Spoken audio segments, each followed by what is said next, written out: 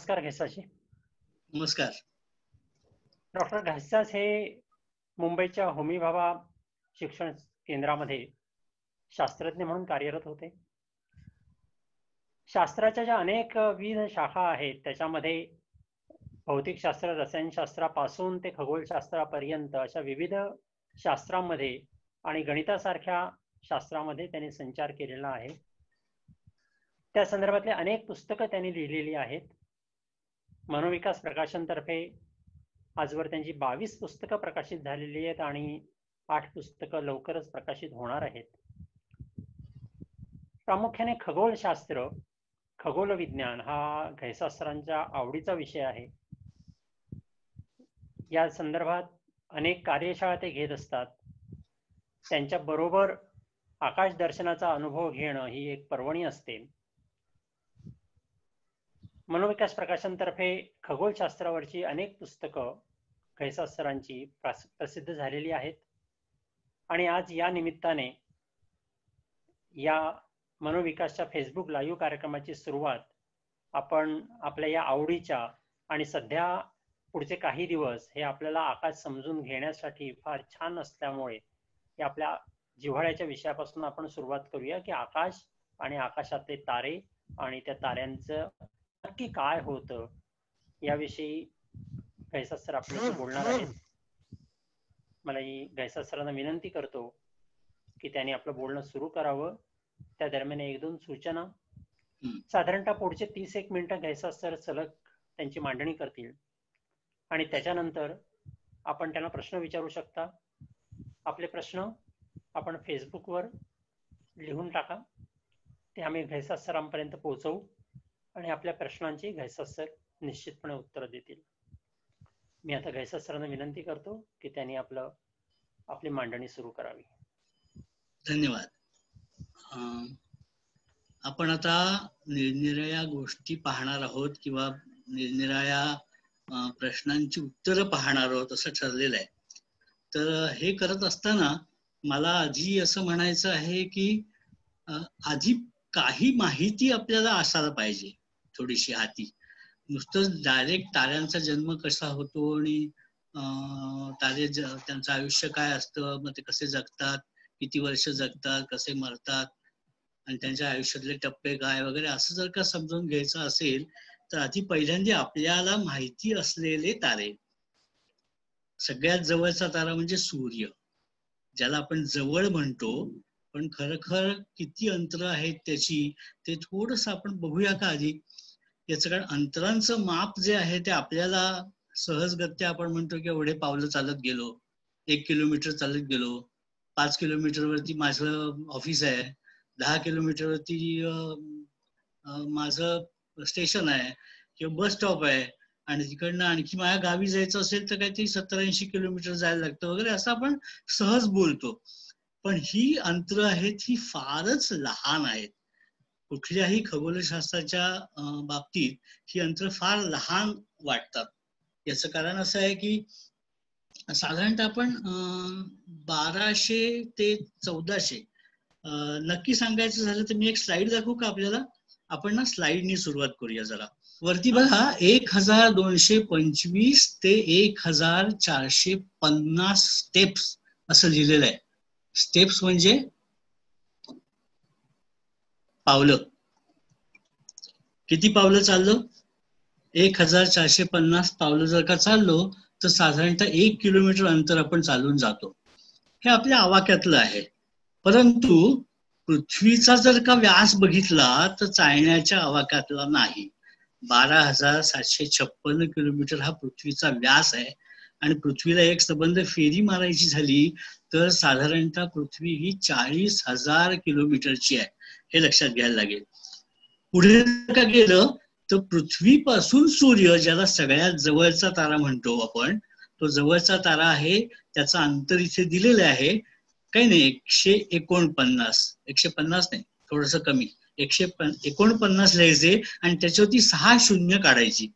म्हणजे किती होतात ते मोजत बसायची काही गरज नाही. त्याचं एकम, दहम, शतम, सहस्र, दशसहस्र, लाख, 10 लाख, कोटी असं करत गेलं तर साधारणतः 15 कोटी किलोमीटरचं अंतर येईल ते. ह्यालाच खगोलशास्त्रामध्ये एक खगोलीय एकक म्हणजे 1 AU ऍस्ट्रॉनॉमिकल युनिट असं म्हणतात. याचं कारण आपल्या सगळ्या सूर्यमालेतली जी काही ग्रहमाला आहे त्या ग्रहांची अंतर आहेत ती त्या AU मध्ये मोजतात. परंतु जर का ताऱ्यांचं अंतर बघायचं झालं तर आपल्याला सूर्यापासूनचा जवळचा तारा, सूर्य हा जवळचा तारा 15 कोटी किलोमीटर, पण त्याच्यानंतरचा तारा आहे त्याला आपण ह्या कोटी किलोमीटर मध्ये पटकन बसवू शकत नाही, एवढा तो लांब आहे. त्याच्यासाठी एक वेगळं परिमाण वापरायला लागतं, ते म्हणजे प्रकाश वर्ष. ते प्रकाश वर्ष कसं मोजतात ते पटकन बघूया. प्रकाश एका सेकंदामध्ये 3 लाख किलोमीटर जातो. बघा, एका सेकंदामध्ये 3 लाख किलोमीटर प्रवास करतो प्रकाश, कुठलाही प्रकाश असला तर. मग तो जर का एका सेकंदात असेल तर मिनिटाचे 60 सेकंद असतात. म्हणून असं करूया, आपण गुणाकार करूया. 3 लाख गुणिले 60 म्हणजे मिनिट झालं, गुणिले 60 म्हणजे तास झाले, गुणिले 24 म्हणजे दिवस झाले, आणि गुणिले 365 म्हणजे 1 वर्ष झालं. म्हणजे इथून जर का प्रकाशाची एखादी तिरीप मी सोडली तर ती पूर्णपणे दुसऱ्या टोकाला जायला जर का वर्ष लागत असेल तर ते किती अंतर असेल हे जर का काढायचं झालं तर असा गुणाकार करायला लागेल. त्याचं उत्तर येतं असं. ते हे जे काही उत्तर आहे 9 460 730 777 119, पुढे 0.56 आहे, ते आपण जरी नाही घेतलं डोक्यात तरी चालेल, किंवा 9.460 हे पटकन लक्षात येईल. 9.460 गुणिले 10⁻12 एवढे किलोमीटर असं अंतर जर का आपण बघितलं तर आपण 1 प्रकाश वर्षाचं अंतर कापलाय असा अर्थ होईल. पण आपल्या जवळचा तारा आहे तो काही इथे नाही आहे, तो तर 4.5 प्रकाश वर्ष लांब आहे. मग तो ताराकडे जायचं असेल तर 4.5 प्रकाशाच्या वेगाने 4.5 वर्ष लागतील. ओके, पण किलोमीटर मध्ये ते अंतर काय असेल ते जर का बघायचं झालं तर आपल्याला गणित मांडायला लागेल. त्यामुळे आणखी लांबचं गणित जर का हवं असेल तर त्याला पारसेक असं म्हणतात. पारसेक म्हणजे असं की साधारणतः 210 काढायचे, त्याच्यावरती 3 शून्य द्यायची, म्हणजे 210,000 असे जर का ऍस्ट्रॉनॉमिकल युनिट जर का घेतले, किंवा 3.3 लाईट इयर्स किंवा 3.3 प्रकाश वर्ष जर का घेतले तर त्याचा अर्थ 1 पारसेक असा होतो. पार आणि सेक हे 2 शब्द एकत्र केले आणि पार म्हणजे पॅरालॅक्स. आता हा पॅरालॅक्स कशासाठी ते पण आपण बघूया. तर हे जे लांबचं अंतर आहे ते जर का पटकन बघायचं झालं तर आपल्याला सगळ्यात जवळचा तारा आहे त्याचं नाव आहे प्रॉक्सिमा सेंटॉरी. हा प्रॉक्सिमा सेंटॉरी आपल्याला इथे दिसतोय बघा, हा इथे, हा इथे आहे तो प्रॉक्सिमा सेंटॉरी आहे, तो आपल्याला सगळ्यात जवळ आहे. पण वरती 2 तारे आहेत त्याला अल्फा सेंटॉरी ए आणि अल्फा सेंटॉरी बी अशी नाव आहेत. गमत अशी की हे दोन्ही तारे एकमेकांभोवती फिरतात गोल गोल, आणि हा प्रॉक्सिमा सेंटॉरी हा त्यांच्या भोवती गोल फिरतो, म्हणून तो आपल्याला आत्ता जवळ आहे. कदाचित तो पलीकडे जाऊन आपल्यापासून लांब पण जाईल. ओके, परंतु आत्ता आपल्या जवळ आहे. त्यामुळे ह्याचं अंतर हे इथे येईल, हे दिलेलं आहे, किती किलोमीटर मध्ये दिलं आहे, नुसते 000 मोजायला लागतात, फार विचित्र आहे. त्यामुळे आपण पटकन बघूया. 3.9 असं म्हटलं तरी हरकत नाही. या इथे आहे ना 3.9 प्रकाश वर्ष असं म्हणूया. 4.1 च्या ऐवजी 4.3 करूया, 2 आणि 1 एकत्र करून, तर 4.3 लाईट इयर्स म्हणजे प्रकाश वर्ष लांबीवरती हा आपल्याला जवळचा तारा आहे. म्हणजे आपण जर का तारे बघायला गेलं तर आपल्याला हा रात्री दिसेल, आता सुद्धा तो दिसतोय, आता दक्षिणेकडे दिसतोय. तो बघायचा असेल तर थोडस रात्री 11:30-12 वाजता बघायला लागेल. तर हा तारा आपल्याला दिसतो, आपण मित्र म्हणतोय कारण तो आपल्यापासून जवळ आहे म्हणून. हा सूर्यासारखाच तारा आहे. हा जो वरचा तारा आहे ना, हा तारा आहे ना, हा सूर्यासारखा आहे. हा नाही, हा त्याच्या लहान आहे, हा खूपच लहान आहे. हा लहान आहे तारा, हा काही डोळ्यांनी दिसत नाही, दुर्बिणीने सुद्धा, साध्या दुर्बिणीने दिसत नाही, मोठी दुर्बीण लागते बघायला. ओके, त्यामुळे आपल्या जवळपास असलेले तारे कुठले हे जर का बघितलं तर ते बघण्यासाठी एक आयडिया करतात. ते म्हणजे असं की पृथ्वी इथे सूर्य आहे, पृथ्वी सूर्याभोवती अशी गोल फिरत असते. ही जी गोल फिरत असते तेव्हा एकदा जेव्हा इकडे असते ती, तर इथून ती एखाद्या कुठल्या तरी ताऱ्याकडे बघत असेल तर हा जो काही कोण होतो या इथे, हा जो कोण आहे हा जर का एक, बघा, एक अंश नाही, एक सेकंद, एक सेकंद जर का होत असेल, जे एका अंशाचा 60 भाग केले की मिनिट, 60 भाग केले की सेकंद, म्हणजे एका अंशाचा 3600वा भाग एवढा कोण इथे जेव्हा होईल, तेव्हा हा एस नावाचा जो तारा आहे त्याचं अंतर किती आहे, त्याला आपण डिस्टन्स 1 पारसेक एवढं अंतर आहे असं म्हणतो. असे हे तारे आपल्या जवळचे म्हणतो आपण. बघा, याला आपल्या जवळचे म्हणतो, लांबचे नाही. हे जवळचे तारे कुठले कुठले आहेत, त्यांची नावं आहेत, ते सगळे डोळ्यांना दिसत नाहीत, दिसतात, पण त्यांचं अंतर मोजतात कसं? अगदी सोपं आहे. कसं मोजायचं असेल अंतर ते तुम्ही गंमत करून बघा. आता तुम्ही तुमच्या मोबाईलकडे बघताय किंवा तुमच्या कॉम्प्युटरकडे बघताय, पण तिथे न बघता स्वतःचा हात असा सरळ धरायचा, असं बोट धरायचं, नख आपल्याकडे करायचं. माझ्या बोटाचं नख माझ्याकडे आहे, पण हात सरळ पाहिजे, एकदम स्ट्रेट. ओके, एक डोळा मिटायचा आणि कुठेतरी कुठल्या तरी भिंतीवर नख कुठं आहे ते नक्की बघायचं. ते नख बघितलं की पटकन एक डोळा जो उघडा आहे तो बंद करायचा आणि जो बंद आहे तो उघडायचा. असं 1-2 करा, डोळे मिचकवा बरं. हात अजिबात हलवायचा नाही. बघितलं करून? तुम्ही हात हलवताय असं वाटतंय. असं का वाटतंय माहितीये का? एक डोळा इथे, एक डोळा इथे आहे. दोन्ही डोळ्यातलं जे अंतर आहे, या अंतरामुळे तुमचा दृष्टिकोन बदलतोय. आणि कोण बदलतो तसंच इथे होत आहे. पृथ्वी इथे आहे किंवा पृथ्वी इथे आहे, हा कोण बदलतोय. पण हा कोण बदलल्यामुळे हा तारा ह्या ताऱ्यांच्या बॅकग्राऊंड वरती इथे कधीतरी दिसतो, इथे कधीतरी दिसतो. 2 फोटो घेतलेत. जुलैला फोटो घेतलाय त्यावेळेला हा तारा इथे मध्ये दिसतोय, एच्या ठिकाणी. बाकीचे तारे असे दिसत आहेत जुलैला. इथे असताना जानेवारीला, म्हणजे बरोबर 6 महिन्यांनी दुसरा फोटो घेतलाय तेव्हा हा तारा इथे दिसत नाहीये, हा तारा चक्क सरकलेला दिसतोय. हे त्याचं सरकण्याचं अंतर किती आहे हे जर का आपल्याला मोजता आलं या बाकीच्या ताऱ्यांच्या बॅकग्राऊंडवर, तर आपल्याला हा मधला तारा जो आहे तो किती अंतरावर आहे ते त्रिकोणमितीच्या साह्याने, त्रिकोणाचा शिरोबिंदू आणि त्याचा पाया, याचं जे गणित असतं त्या गणितावरनं एकंदरीत ह्या कोणावरनं इथपासून इथपर्यंत अंतर किती आहे हे ह्या त्रिकोणावरनं काढता येतं. याचं कारण ह्या त्रिकोणावरनं ही जागा, हा इकडचा त्रिकोण जेवढा आहे ना त्याच्याच बरोबर इथला जो त्रिकोण होणारा या ताऱ्यांच्या बॅकग्राऊंड, हा त्रिकोण आणि हा त्रिकोण हे दोघ जण समान असणार आहेत, एकरूप नाही, समान. त्या समानतेवरनं आपल्याला ताऱ्यांचं अंतर किती ते कळतं. पृथ्वीवरनं अशी ताऱ्यांची अंतर मोजतात तेव्हा साधारणतः 300 प्रकाश वर्षांपर्यंतची अंतर आपण सहज मोजू शकतो.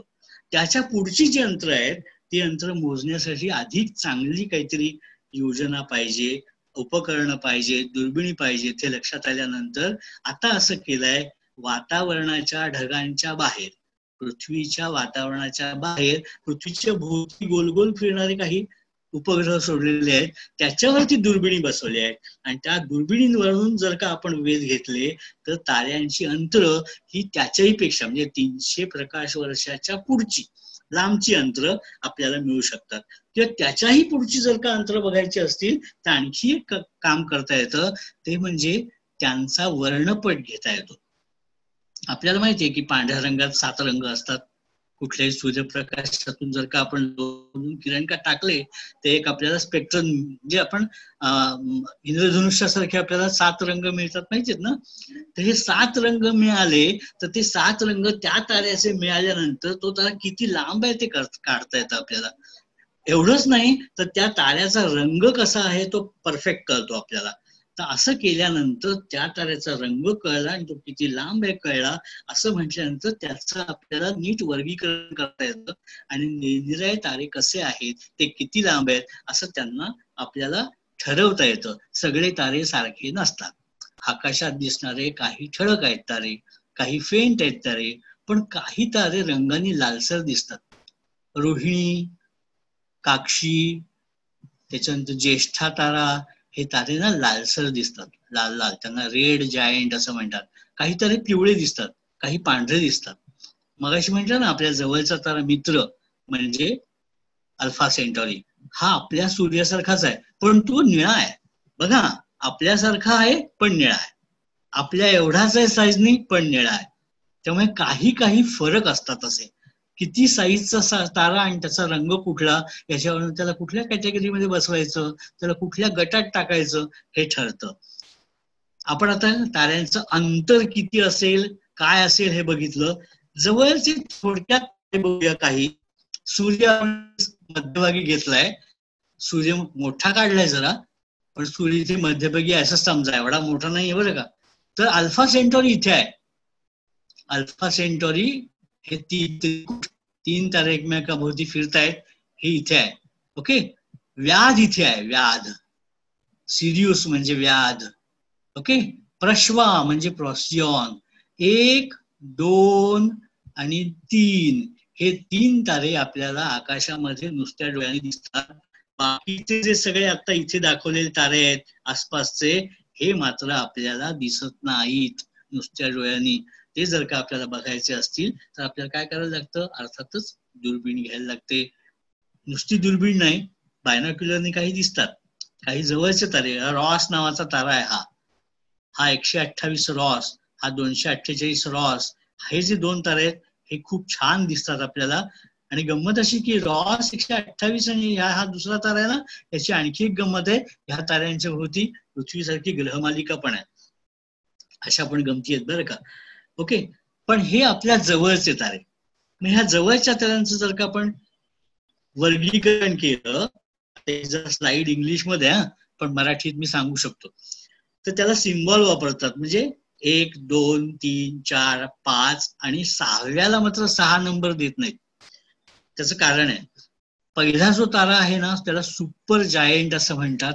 आपण त्याला एक महाराक्षसी तारा असं म्हणूया. त्याचा आकारही प्रचंड मोठा असतो. ओके, महाराक्षसी तारा. इथे बेटिल ज्यूस नाव दिलंय आणि अंटारस म्हणून नाव दिलंय. बेटिल ज्यूस याचा अर्थ काक्षी आणि अंटारस म्हणजे ज्येष्ठा, ज्येष्ठा नक्षत्रातला ठळक तारा जो वृश्चिकात आहे. वृश्चिक नावाची रास आहे ना, त्याच्यात आहे. दुसरा आहे त्याला ब्राईट जायंट म्हटलंय. बघा, सुपर जायंटला ब्राईट म्हटलं नाहीये याचं कारण ते लाल असतात, पण ब्राईट जायंट असतात ना ते निळे असतात, पांढरे असतात. त्याला कॅनोपस असं नाव दिलंय. कॅनोपस म्हणजे अगस्ती, अगस्ती ऋषीचं नाव आहे ना, ते ताऱ्याला आहे. आत्ता जरी पटकन आकाशात बघितलं ना तरी दक्षिणेला हलती टोकाला एक तारा दिसेल जो सतत चकाकत असतो, अनेक निळनिळे रंग दाखवत असतो तो. ओके, तो ब्राईट जायंट कॅनोपस म्हणजे अगस्ती आहे. त्याच्यानंतर नुसता जायंट म्हणजे मोठा महाकाय तारा. ओके, राक्षसी महाकाय नाही. ओके, तर त्याला आपण अल्देबरान म्हणजे रोहिणी, रोहिणी नक्षत्र जे आहे ना तो पण मोठा तारा आहे, सूर्यापेक्षा मोठा आहे बराचसा. त्याच्यानंतर सब जायंट, सब जायंट म्हणजे अगदी मोठा नाही आणि अगदी लहान नाही असा जो तारा आहे त्याला आपण प्रोसियॉन, प्रश्वा असं म्हणतो. आणि हा साधारणतः तारा पांढरा असतो बरं का. त्याच्यानंतर मुख्य धारा मधला म्हणजे सगळ्या आकाशातले जे काही तारे आहेत त्या ताऱ्यांमधले सगळ्यात जास्तीत जास्त तारे कसे आहेत तर ते सूर्यासारखे आहेत, म्हणून त्याला मेन सिक्वेन्स 5व्या कॅटेगरीतला तारा. ओके, 5वा तारा हा आपला सूर्य आहे, त्याला मेन सिक्वेन्स म्हणतात. आणि त्याच्यानंतर सूर्यापेक्षा खूपच लहान, जणू काही पृथ्वी एवढ्या आकाराचा तारा असतो, अतिशय पांढरा असतो दिसायला, त्याला व्हाईट ड्वार्फ असं म्हणतात, म्हणून त्याला WD असं नाव दिलेलं आहे. हे जे काही आहे हे ताऱ्यांचं वर्गीकरण एका प्रकारचं आहे. निरनिराळ्या प्रकारचे तारे आपण बघितले तर हे आकाराने झाले. आकार बघितला तर किती प्रकार आहेत आकारात ते बघा. इथे आता प्रचंड मी आकार दाखवतोय. इथला ना मधला सूर्य दिसतच नाहीये खरं सांगायचं तर. इथे सन म्हणून लिहिलंय. सन लिहिलंय, शेजारी टिंब आहे. मला वाटतं ती टिंब तुम्हाला दिसतच नसेल कदाचित. मोठं करून बघूया का जरा, दिसतंय का ते? बघूया मोठं करून. दिसतंय का टिंब? मला आता थोडस दिसायला लागलंय काहीतरी. हा टिंब तारा म्हणजे आपला तारा आहे. आपण मात्र मोठ्या फुशारक्या मारतो, सूर्य केवढा मोठा आहे. नाही, खरंच मोठा आहे. पृथ्वी जर का एक लिंबू एवढी असेल ना, समजा पृथ्वी म्हणजे लिंबू एक असं धरा, तर एक लिंबू घ्यायचं, असं 1 2 3 4 5 अशी एका रांगेत 109 लिंब लावायची आणि त्याच्या भोवती एक गोल काढायचा अख्खा. 109 लिंबांच्या भोवती गोल. 109 पृथ्वींचा व्यास म्हणजे सूर्य. आणि तो सूर्य आता इथे मात्र काय आहे, टिंब सुद्धा नाही एवढा आहे. त्यामुळे आपल्याला माहिती असलेला सगळ्यात मोठा तारा इथे नाव दिलेलं आहे, दिसतंय का? स्कूटम नावाचा एक तारकासमूह आहे. त्याच्यात हा आहे UY स्कूटी असं नाव आहे त्याचं. हा सगळ्यात मोठा तारा आहे. ओके, मगाशी म्हटलं ना काक्षी किंवा बेटेल्गीस, आता रात्री आकाशात दिसतोय लाल तारा, हा आहे. हा मृग नक्षत्रात आहे. हा अँटारस म्हणजे हा ज्येष्ठा तारा. पण हे 1 2 3 हे इथे पिवळे दाखवलेत, पण बाकीचे तारे इथे बघा. हा इथे दाखवलाय डेनेब म्हणजे हंस, रायजेल म्हणजे राजज्ञ, सिग्नस इथे इथे किती पिस्तूल स्टार असं दिलंय, पिस्तूल स्टार. ओके, इथे काहीतरी एक वेझेन नावाचा तारा आहे. ताऱ्यांची अनेक नावं आहेत निरनिराळी. इथे 3 तारे आहेत, 1 2 आणि 3. एकाचं नाव आहे मेंटाका, एक आहे अल निलाम आणि एक आहे अल निटाक. नीट बघा, हे 3 तारे आपल्याला मृग नक्षत्रामध्ये एका हरणाच्या पोटात बाण लागले तसे दिसतात. आणि त्याच्या बरोबर समोर आपल्याला एक सिरियस नावाचा तारा दिसतो. पण तो सुद्धा सिरियस अतिशय लहान आहे. हा इथेच दिसतोय बघा, हा सिरियस आहे.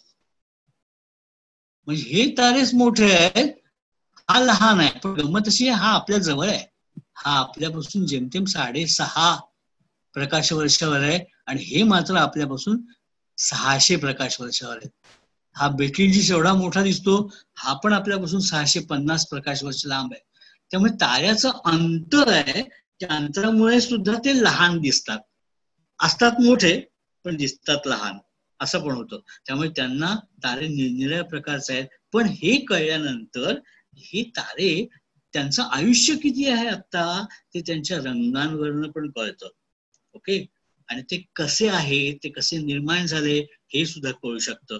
त्यामुळे तारे कसे आहेत असं बघितलं तर ह्याच्या आपल्या सूर्याच्या पेक्षा लहान पण तारे आहेत काही, जे मगाच्या चित्रात दाखवताच नाही आले. त्यामुळे इथे सूर्य दाखवलाय, दिसतोय का इथे सूर्य? हा सूर्य पांढरा, त्याच्यापेक्षा इथे लाल रंगाचा लाल खुजा रेड ड्वार्फ, त्याच्यापेक्षा खालचा इथे बारीक ब्राऊन ड्वार्फ. ओके, म्हणजे चॉकलेटी रंगाचा पण तारा असतो बरं का, आपल्याला दिसत नाही, खूप मोठ्या दुर्बिणीने दिसतो. पण आपल्याला दिसायला हवा असेल तर आपल्याला दुर्बीण लावायला लागेल तिथे बघायला. ओके, असे पण तारे आपल्या जवळ आहेत. पण त्याच्यापेक्षा लहान जर का बघितला तर तारा नाही. ज्युपिटर म्हणजे गुरु हा ग्रह आहे आणि पृथ्वी इथे दाखवले. पृथ्वी त्याच्या 10 पट गुरु, त्याच्या साधारणतः 1.5 पट, याच्यापेक्षा हा 1.5 पट मोठा आहे. त्याच्या 3 मोठा लाल खुजा आहे आणि त्याच्या 10 पट सूर्य. म्हणजे बघा, आकार पण असे विचित्र आहे. निरनिराळ्या आकारांनी निरनिराळे असे तारे बनलेले असतात. पुढे आपण जाऊया. ताऱ्यांचे प्रकार जे आहेत त्याचं एक छान नाव आहे. एक ना ॲनी जम्प, नाव सांगितलं तर चालेल ना शास्त्रज्ञांचं? एक बाई होत्या, खरं तर ऍस्ट्रॉनॉमर ज्याला आपण म्हणतो, खगोलशास्त्रज्ञ म्हणतो, त्यात बायकांनी खूप चांगलं काम केलंय. खूप खगोलशास्त्रज्ञ बायका आहेत. ओके, तर बायकांपैकी एक नाव आहे ॲनी जम्प कॅनन. लक्षात राहील का? Any jump canon.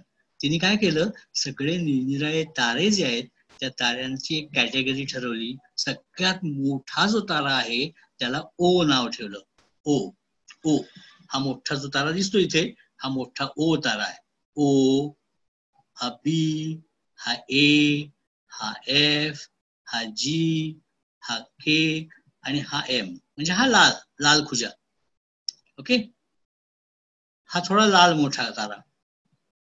हा आपला सूर्य, जी म्हणजे आपला सूर्य, आणि त्याच्यापेक्षा मोठे हे रोहिणी सारखे तारे, आणि हा सगळ्यात मोठा प्रचंड तारा ज्याचं तापमान 40,000 केल्विन आहे.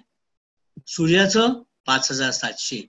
हे सूर्यापेक्षा किती मोठा आहे बघा, प्रचंड तापमानाने खूप मोठा जास्त आहे. हे सगळ्या ताऱ्यांचं वर्गीकरण ना लक्षात ठेवण्याची एक मस्त गंमत आहे.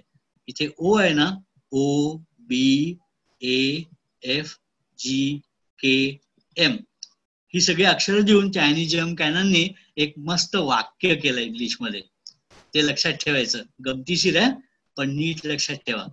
ओ be a fine girl kiss मी.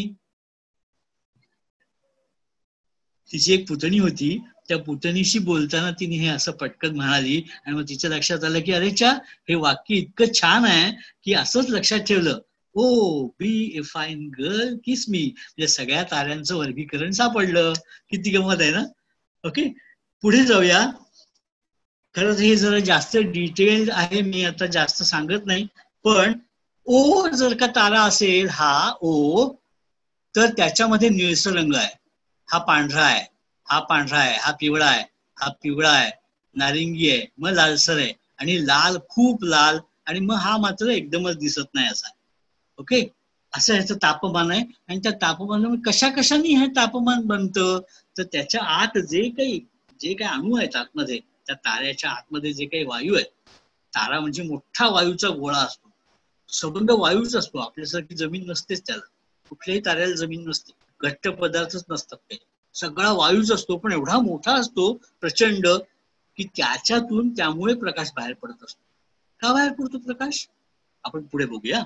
काय होतं माहितीये का, खरं तर तारा जन्मालाच कसा येतो ह्याची माहित पाहिजे. आकाशामध्ये ना ज्या वेळेला विश्वाची निर्मिती झाली, खरं तर विश्वाची निर्मिती हा आजचा विषय नाहीये, पण जेव्हा विश्वाची निर्मिती झाली त्यावेळेला काय असणार आहे, तर त्यावेळेला हे असे काहीतरी ढग असणार आहेत, सगळे आंतरतारकीय वायू आणि धूलिकणांचे ढग आहे. होतं काय, ह्या ढगामध्ये गुरुत्वाकर्षण प्रत्येक कणाला असतं. विश्वामध्ये कुठलीही गोष्ट घेतली तर त्याला गुरुत्वाकर्षण आहेच, त्यामुळे प्रत्येक जण एकमेकाकडे खेचलाच जातोय. खेचला जाताना एखाद्याचा धक्का दुसऱ्याला जास्त बसला तर दोघ जण पुढे जातात, त्या दोघांचा धक्का तिसऱ्याला बसतो, तिसरे एकत्र येतात, अशी धक्काबुक्की होत त्याच्या झाल्या गुठळ्या. आणि ह्या गुठळ्या आहेत, त्या गुठळ्यातून हळूहळू सगळेजण एकत्र जमायला लागले. वायू, ओके, धूलिकण एकमेकांवरती जमायला लागले, घट्ट होत गेले, आणि त्याच्यातून एक गोळा बनायला लागला. आणि असं अजूनही चालू आहे. फार पूर्वी तर होतच होतं, पण अजूनही चालू आहे. त्यामुळे असा जर का ढग असेल तर तो ढग सगळीकडे सारखा नाहीये. सगळीकडे सारखा बाबा त्याची घनता इकडे, पाण्यात कसं असतं, ग्लासभर पाणी घेतलं तर त्यात पाण्यात वरती पाणी घट्ट आहे, खालती थोडं विरळ आहे, त्याच्या परचं खालचं आणखी घट्ट नाहीये, किंवा आणखी सैल आहे, त्याच्या खालती आणखी गडद आहे, घट्ट आहे, असं असतं का.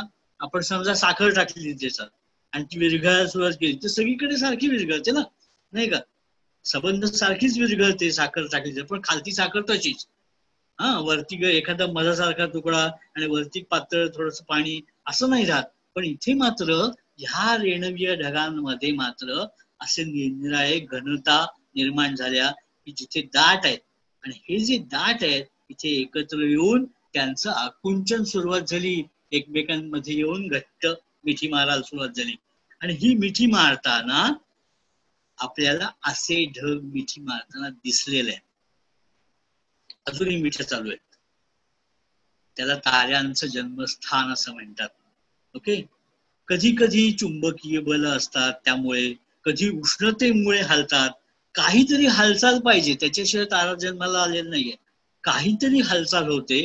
नुसतेच सगळे कण एकीकडे आहेत तर त्यांच्यात हालचाल झालीच नाही तर काहीच होणार नाही, तारा निर्माण नाही होणार. पण कुठेतरी काहीतरी धक्का बसतो, हलतो कोणीतरी, एकमेकाला जाऊन धडकतो, आणि मग गोळा व्हायला लागतात एकत्र. आणि मग ते सगळे एकत्र झालेले कण काय होतं त्यांचं, अशी ताऱ्यांची निर्णय जन्मस्थान आपल्याला मिळालेली आहे. ओके, आपल्या जवळच एक ताऱ्यांचं जन्मस्थान आहे, त्याला आपण ओरायन नेब्युला, मृग नक्षत्रातला मोठा मेघ असं म्हणतो. काय म्हणतो, मृग नक्षत्रातला मेघ, तेजो मेघ असं त्याचं नाव आहे. ह्याच्यामध्ये हे जे बारीक बारीक इथे दिसत आहेत ना, हे हा एक तारा आहे, हा एक तारा आहे, हा एक तारा आहे, हे नवीन तयार झालेले तारे आहेत. मी आता नंतर चित्र दाखवीन. याच्यामध्ये बाल्यावस्थेमध्ये असलेले जवळजवळ 110 तारे आपल्याला सापडलेत, की आता हळूहळू ते तारे बनणार आहेत. ह्या ढगातून ताऱ्यांचा हळूहळू जन्म होणार आहे. ओके, असे आहे. हा एक गरुड किंवा ऍक्विरा नावाचा जे काही तारका समूह आहे, त्या गरुड तारका समूह मध्ये हा इथे जो काही भाग दिसतोय ना, हा आपण मोठा करून बघूया.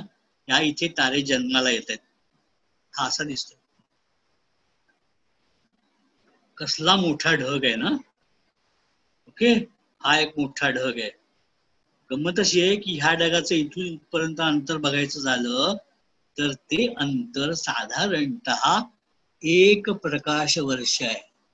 लक्षात घ्या, 1 प्रकाश वर्ष एवढा मोठा ढग तो हळूहळू एकत्र जर का झाला तर त्याच्यामधून तारा जन्माला येणार आहे सूर्यासारखा. ओके, तर हे असं काहीतरी होणार आहे इथे. ह्या इथे ऍक्च्युली तयार झालाय आतमध्ये, ह्या ढगाच्या आतमध्ये ना इथे मध्ये तारा निर्माण झालाय. ओके, पण आपल्याला दिसत नाही याच्या ढगामुळे.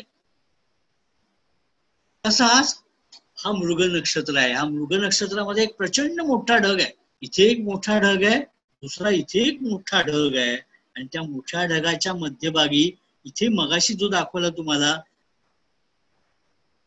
नेब्युला, ओरायन नेब्युला, तो इथे आहे.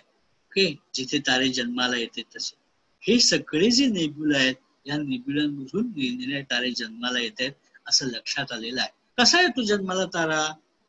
काही तारे त्यांची गर्भावस्था कशी असते, हा मगाशीच दाखवलेला भाग आहे, त्यातला एवढा भाग इथे मोठा केलाय बघा. या इथे मोठा केलाय. ह्या मोठा केलेल्या भागात हा इथे छोटासा तारा दिसतोय. हा एवढा भाग इथे मोठा केल्यानंतर हा जो तारा दिसतोय तो, इथे हा जो तारा दिसतोय तो, आणि इथे हा जो तारा दिसतोय तो, अजून ते चकाकत मस्तपैकी चमचम करायला लागलेच नाहीयेत. पण त्याला प्रोटोस्टार असं म्हणतात. बाल्यावस्थेतला तारा तो इथे दाखवलाय. हा बघा, हा जो तारा आहे हाच इथे दाखवलाय. हा असा आहे, अजून तो प्रकाशित झालेला नाही. प्रकाशित होईल पण काही दिवसांनी. कसा होईल तर त्याच्यामध्ये होतं काय, हा तारा एकत्र यायला लागला की त्यातले जे काही आपले अणु आहेत ते एकमेकांना घट्ट भेटायला लागतात. पण ते भेटायला लागलं ते असं असतं की एक अणु दुसऱ्या अणूला आतमध्ये एकमेकात शिरू देत नाही पटकन. त्याच्यासाठी फार मोठी उष्णता लागते आणि फार मोठं दाब पण लागतो. त्यामुळे तारा बनण्यासाठी प्रचंड मोठा जर का वस्तुमान असेल, खूप कण असतील त्याच्यात, ते कण एकत्र यायला लागले, एकत्र यायला त्याचा दाब मध्यभागी तयार झाला आज सेंटरला. तर आज सेंटरला जवळजवळ 1.5 लाख सेल्सिअस एवढं कमीत कमी तापमान पाहिजे बरं का. एवढं कमीत कमी तापमान तिथे झालं जर का, तर तिथे एक वेगळीच प्रक्रिया सुरुवात होते. त्याला अणुसंमीलन प्रक्रिया असं म्हणतात. ती सुरू झाली की तिथे निरनिराळे गॅमा रे तयार होतात, प्रकाश तयार होतो, आणि तो तिथून बाहेर पडायला लागतो. तो लगेच बाहेर येत नाही. याचं कारण तिथे एवढं घट्ट असतं ते सगळं द्रव्य की त्याच्यातून प्रकाशाला सुद्धा बाहेर पडता येत नाही. म्हणजे सूर्याच्या पोटामध्ये सुद्धा आता ही क्रिया चालू आहे. सूर्याच्या अंतर्गत गाभ्यात सुद्धा हे असं काहीतरी चालू आहे की आतमध्ये सगळे कण एकत्र जमले, हायड्रोजन सगळे एकत्र आले. तिथे 4 हायड्रोजनच्या एका गटांचं एकमेकांमध्ये घट्ट मिठी मारली जाते, आणि त्या घट्ट मिठी मधून होतं काय, काही नाही, त्यातले 3 हायड्रोजन म्हणजे प्रोटॉन आणि इलेक्ट्रॉन. पण नुसता प्रोटॉन आणि इलेक्ट्रॉन होत नाही. मग 2 प्रोटॉन आणि 2 इलेक्ट्रॉन एकत्र आले तर काय होईल, त्याला ड्यूटेरियम असं एक वेगळं नाव आहे. किंवा 3 हायड्रोजन एकत्र आले तर त्याला ट्रिशियम असं नाव आहे. अशा तऱ्हेने ते एकत्र यायला लागतात. आणि त्या ट्रिशियम झाल्यानंतर असे जर का ट्रिशियम एकत्र आले तर त्याची एवढी गडबड होते की त्याच्यातून काही भाग आहे तो बाहेर टाकला जातो. न्यूट्रिनो म्हणून म्हणतात त्याला. न्यूट्रिनो बाहेर पडतात, पॉझिट्रॉन बाहेर पडतात, अल्फा किरण आणि गॅमा किरण बाहेर पडतात. आणि हे सगळं होताना उरतं काय तर 3 प्रोटॉन उरतात. आणि त्यातली हेलियम नावाचं नवीन द्रव्य तयार होतं. आणि ते जे हेलियम तयार होतं त्याचं एकंदर वजन जे आहे ते पहिल्या 4 हायड्रोजन पेक्षा कमी असतं. पण ते बाहेर पडलेलं जे आहे ना, ती सगळी ऊर्जा आहे, प्रकाश आहे, उष्णता आहे, ती सगळी बाहेर पडते आणि तारा चमकायला लागते. आणि तो तारा चमकायची जी काही स्थिती आहे ती अजून यायची आहे. अशा अनेक इथे निरनिराळ्या आपल्याला चित्र दिसत आहेत का तुम्हाला? बघा इथे सगळीकडे इथे तारा बनतोय. त्या ताऱ्याच्या शेजारी जे काय आहे त्याच्यातून ग्रह सुद्धा बनण्याची शक्यता आहे. हे सगळे आपण फोटो घेतलेले आहेत. हे ताऱ्याच्या भोवती हे जे काही दिसत आहे ह्याच गोल गोल फिरून पुढे ग्रहमाला तयार होईल आणि तिथे निरनिराळे नवीन तारे निर्माण होतील, अशी आता आपल्याला मिळालेली माहिती आहे. गमत अशी आहे की आपल्याला काय होत आहे, आपल्याला सगळेच्या सगळे तारे आकाशात असलेले पाहायला मिळणार नाहीये, किंवा तारा कधी जन्माला आला हे मागे जाऊन पाहता येणार नाहीये, किंवा ताऱ्याचं पुढे काय होईल नंतर जाऊन पाहता येणार नाही. पण आपल्याला आयुष्यात लहान असलेले तारे, आयुष्यात मध्यम असलेले तारे, आयुष्यात मोठे असलेले तारे, आयुष्यात म्हातारे असलेले तारे, असे अनेक तारे आहेत. ते सगळे एका वर्षभरात जर का पाहिले तर आपल्याला अंदाज करता येईल की नाही की अरे हा तरुण आहे, हा आत्ता बाल्यावस्थेत आहे, हा आत्ता तरुणपणातून प्रौढावस्थेत जायला लागलाय, हा ना प्रौढावस्थेतून म्हातारपणात जायला लागलाय, आणि हा तो म्हातारा आहे आणि हा मरेल आता. म्हणजे तारा मरतो पण बरं का, कसा मरतो ते पण आपण पाहणार. पटकन बजवे पुढे. काय होतं मगाशी सांगितलं तसं अशा गुठळ्या गुठळ्या होतात तयार, आणि त्या गुठळ्या होताना एकाच वेळेला एक तारा जन्माला येतो असं नाहीये काही. एकाच वेळेला त्या गुठळीतून निरनिराळे एकाच ठिकाणी अनेक तारे जन्माला येतात आणि त्याला आपण तारका गुच्छ असं म्हणतो. ओके, हे तारका गुच्छ आपल्याला दिसतात आकाशात निरनिराळ्या ठिकाणी, आपल्याला असे तारका गुच्छ दिसतात. कृत्तिका म्हणून छान तारका गुच्छ आहे. हा कृत्तिका तारका गुच्छ आहे. याच्यामध्ये आपण म्हणतो याच्यात 7 तारे आहेत म्हणून, पण खूप आहेत तारे. पण हे सगळे नवे तारे तयार झालेले आहेत, पण त्यांना तयार करणारा जो काही ढग आहे तो त्या ताऱ्यांच्या आसपास अजून आहे, आणि आता त्या ताऱ्यांच्या प्रकाशामुळे तो आपल्याला जणू काही त्यांच्या भोवती आभा पसरल्यासारखा ढग पण दिसतोय बघा. किंवा असं होतं की हे सगळे तारे जे आहेत हे सगळे ह्यांचा मिळून एक गठ्ठा तयार होतो, एक गठ्ठा, आणि त्या गठ्ठ्यात खूप जवळ जवळ तारे, त्यांना आपण ह्याला खुला तारका गुच्छ म्हणतो ह्याला, पण त्याला मात्र आपण वेगळं काहीतरी नाव आहे, त्याला म्हणतो बंदिस्त तारका गुच्छ. बंदिस्त म्हणजे एका गुरुत्वाकर्षणाने घट्ट एकमेकाशी जमलेला. हा पण आपल्याला पाहायला मिळतो आकाशात. दुर्बिणी, साध्या दुर्बिणीने किंवा बायनॉक्युलरनी पण बघता येतो आपल्याला आकाशात. हे छान दिसतं ना, छान मस्त कापसाच्या पुंजक्यासारखं आकाशात दिसतंय, छान मस्त. सगळे तारे एकत्र, जो 1000-1500 तारे एकत्र आहेत, जमलेत. माशा जमतात ना एखाद्या गोड पदार्थावरती, तसे दिसत आहेत ना. पण तारा जमताना काय होतं ते असं काहीतरी होतं.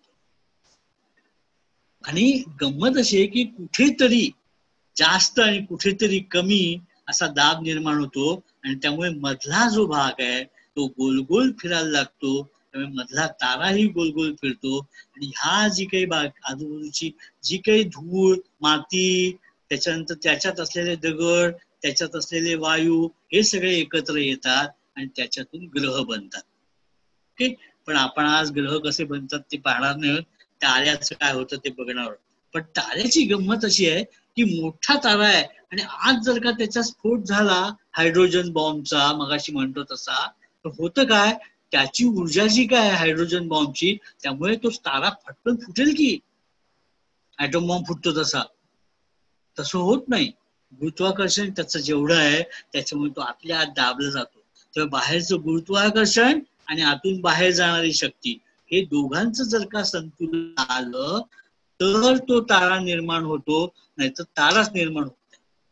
नाहीतर आतमध्ये काही त्याचे पेटतच नाही, आत बॉम्ब निर्माणच होत नाही, आत उष्णताच निर्माण होत नाही, प्रकाशच निर्माण होत नाही, आणि मग आपल्याला तो तारा म्हणून दिसतच नाही. तो जसा ढग आहे तो तसाच एक ढगाचा गोळा म्हणून तसाच राहतो आणि तो अंधारातच राहतो. ओके. आणि असे अंधारलेले ढग पण आपल्याला आकाशात बघायला मिळतात. मागचे तारे त्या अंधारलेल्या ढगामुळे दिसतच नाही असं पण आहे. पण ह्या अशा तऱ्हेने द्रव्य संतुलन स्थिती असं त्याला म्हणतात. ओके. द्रव्य म्हणजे आज जे काही मटेरियल आहे त्याच्यात त्याची संतुलन. ओके. त्याला संतुलन जेव्हा होतं, बाहेरून येणारा प्रेशर आणि आतून बाहेर जाणारं प्रेशर हे एक होतं आणि तारा तयार होतो. हा तारा असाच मग कित्येक वर्ष राहतो. किती वर्ष राहतो तारा? तर तारा तयार व्हायला काय लागतं? तर तारा तयार व्हायला काय लागतं ते बघा. आधी ढग लागतो.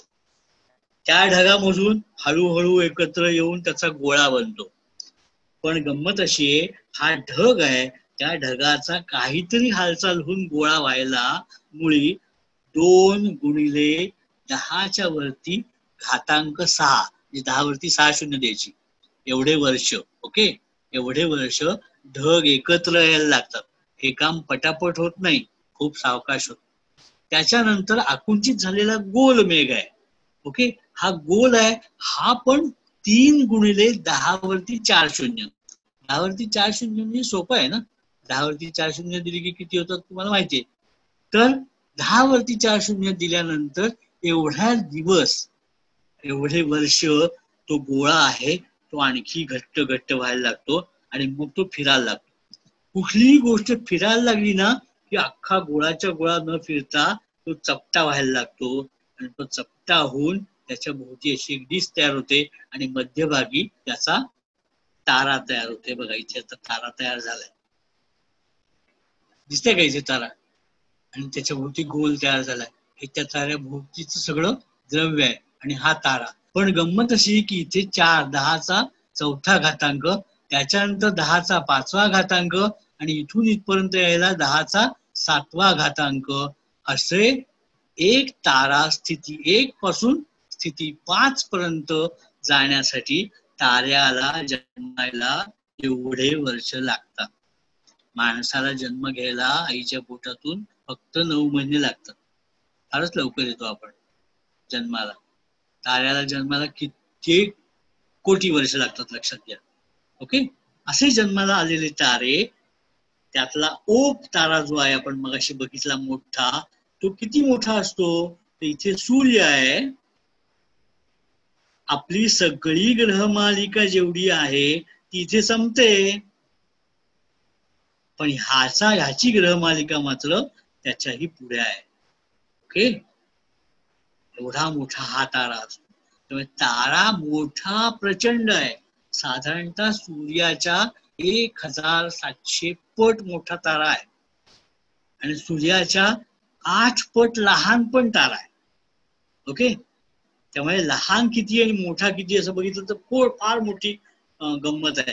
पण मोठा तारा जेवढा असेल ना तेवढा बिचारा तो तरुणपणी मरतो. अरे अरे गंमत आहे. आपण हे जाऊ दे, हे पण जाऊ दे. पण सूर्यासारखा तारा असेल तर सूर्यासारखा तारा आत्ता इथे म्हटलाय आपण. ह्या इथे जे दाखवलंय हा सूर्य आहे.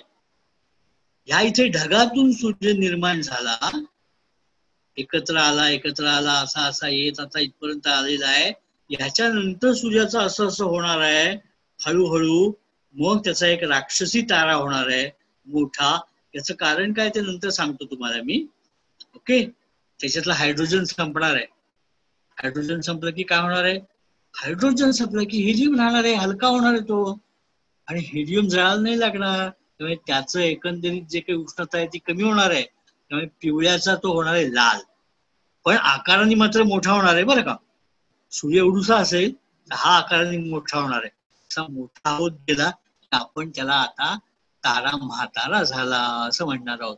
ओके. आणि तो म्हातारा झालेला तारा नंतर मात्र एक स्फोट होणार आहे आणि त्या स्फोटातून एक छोटासा पांढरा बटू, छोटासा खुजा असा तारा होणार आहे. त्याला पांढरा बटू असं म्हणतात. त्यामुळे सूर्याच्या एकंदर आयुष्यातील टप्पे बघितले तर आधी तयार होणार. इथे 1 2 3 हे सगळे 1 2 3 म्हणजे वर्ष म्हणजे अब्ज वर्ष.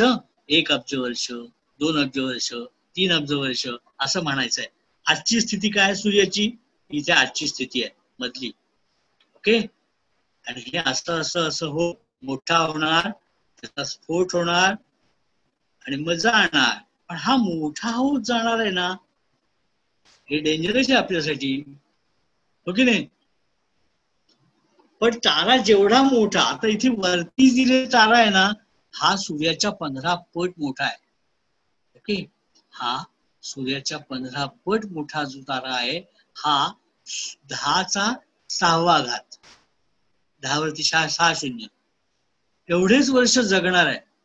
पण खालती खालती आला तर सूर्य वस्तुमान बघा 1, इथे 15 आहे, इथे 1 आहे, म्हणजे सूर्यापेक्षा 15 पट मोठा. आणि सूर्य किती वर्ष जगणार आहे? सूर्य मात्र 10⁻10 10 वर 10 शून्य एवढा सूर्याचं आयुष्य आहे. पण गंमत अशी, सूर्यापेक्षा जर का छोटा 1/4 सूर्याचा 1/4 एवढाच लहान तारा असेल तर तो मात्र 5 × 10⁻11 एवढा वर्ष जगणार आहे. जो लहान तारा आहे तो सगळ्यात जास्त जगणार, जो मोठा तारा आहे तो सगळ्यात आधी मरणार.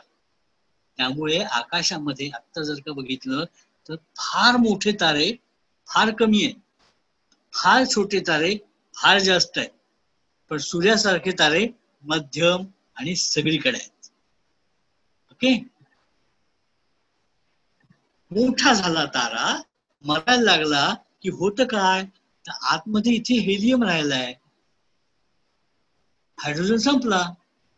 हायड्रोजन संपल्यानंतर हेलियम जळायला लागला की त्याच्यातून निरनिराळ्या गोष्टी होतात. हायड्रोजन बाहेर येतो, गोष्ट आतमध्ये, आणि मग पुढची गोष्ट आणखी मोठा झाला की त्याच्यामध्ये अक्षरशः कांद्याची साल असते ना, एकावरती एक असं त्याला उपमा दिलेली आहे. कांद्याच्या सालीसारखं सगळ्यात आतला भाग आहे, त्यात काय तिथे इथे लोखंड आत राहतं. मग silicon, magnesium, neon, oxygen, carbon, helium, hydrogen. आणि मग पुढे बाहेर ज्याचं ज्वलन होत नाही, सम्मिलन होत नाही, कुठली प्रक्रिया होत नाही, असा हायड्रोजन बाहेर आहे.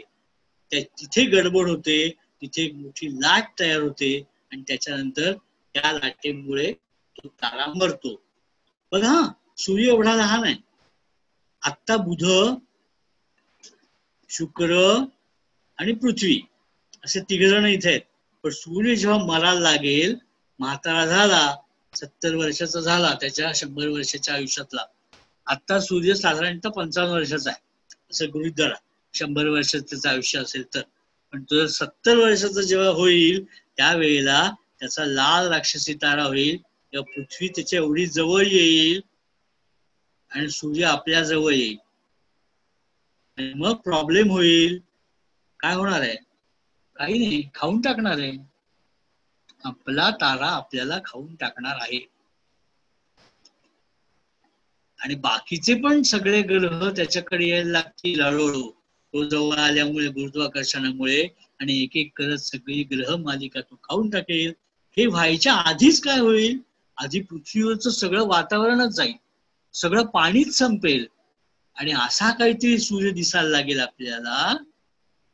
आणि हा मरणारा सूर्य जो आहे तो जवळ आल्यामुळे त्याचा प्रकाश जास्त असेल, पण तो लाल असेल. आणि इथे खालती दिसतं ही नदी वगैरे नाही बरं का, हा लाव्हा आहे. तो जवळ आल्यामुळे पृथ्वीचं तापमान एवढं प्रचंड वाढेल. हे सगळे खडक आहेत, हे खडक वितळायला लागतील आणि पृथ्वी सबंध अख्खी शिला रसांनी भरून जाईल. पाणी नाही, कुठल्याही तऱ्हेची सजीव सृष्टी राहणार नाही. पण हे व्हायला आत्ता एवढ्यात काळजी करू नका, हे सगळं आपलं आयुष्य आहे, त्याच्यात काही हे होणार नाहीये. हे बघायला आपण जिवंत असणारच नाही आधी, लक्षात ठेवा. कारण हे कधी होणार आहे, हे व्हायला अजून 4.5 अब्ज वर्ष बाकी आहे. 4.5 अब्ज. ओके. पण त्याच्यानंतर काय होईल, त्याच्यानंतर एक मोठा असा धडका बसेल आणि त्या धडक्यामुळे हे बाहेरचं जे एन्व्हलप आहे, बाहेरचा जो काही भाग आहे हा फुटेल आणि त्याच्यातून मोठा स्फोट होईल. त्याला अतिनव तारा उद्रेक असं म्हणतात. अतिनव तारा उद्रेक. आणि त्या उद्रेकामध्ये निरनिराळी जे काही मूलद्रव्य आहेत त्याच्यातून नवीन नवीन मूलद्रव्य तयार होतील. खरं सांगायचं तर सूर्य हा आपला जो तारा आहे तो विश्वाच्या निर्मितीत पहिल्यांदी तयार झालेला तारा नाही. ओके, पहिल्यांदी कुठला तरी एक तारा होता जो मोठा होता. तो मोठा तारा आधी लवकर मेला. ओके, आणि त्याच्यातून जो काही मोठा ढग तयार झाला त्या ढगातून सूर्य पुन्हा जन्माला आला. त्यामुळे सूर्याला दुसऱ्या पिढीतला तारा म्हणतात. आणि हा जो पहिला मोठा तारा मेला तेव्हा जे जे काही तयार झालं ते त्या ताऱ्याच्या गाभ्यात तयार झालं. त्यात अर्थातच नुसताच हायड्रोजन आणि हेलियम नाही तर इतरही गोष्टी तयार झाल्या. बोरॉन तयार झालं, नायट्रोजन तयार झाला, ऑक्सिजन तयार झाला, कार्बन तयार झाला. आपल्या अंगात जे जे काही आहे ना आता, ओके, फॉस्फरस आहे, सोडियम आहे, अनेक गोष्टी आहेत. हे सगळे, हेच काय बायकांना आवडणारे सगळे दागिने आहेत ना, सोनं, चांदी, नाही का, प्लॅटिनम, ह्या सगळ्या गोष्टी आहेत. हे तर खूप जड अणुभार असलेले आहेत. हे सगळे जड अणुभार असलेल्या गोष्टी सुपरनोव्हा उद्रेक ज्याला आपण म्हणतो, अतिनव तारा उद्रेक असतो, त्यात तयार झालेले, त्याच्या आधी तयारच झालेले नाही. त्यामुळे आपला जो आधी मोठा तारा होता तो जेव्हा आवळला गेला आणि फुटला, त्या फुटण्यातून हे सगळे धातू निर्माण झाले. आणि ते धातू आपल्यामध्ये आहेत. अहो, आपण सगळे जण सध्या ज्याच्या अंगात कार्बन आहे असा सजीव कुठलाही घेतला तरी, झाडं असोत, पानं, फुलं असोत, काय वाटेल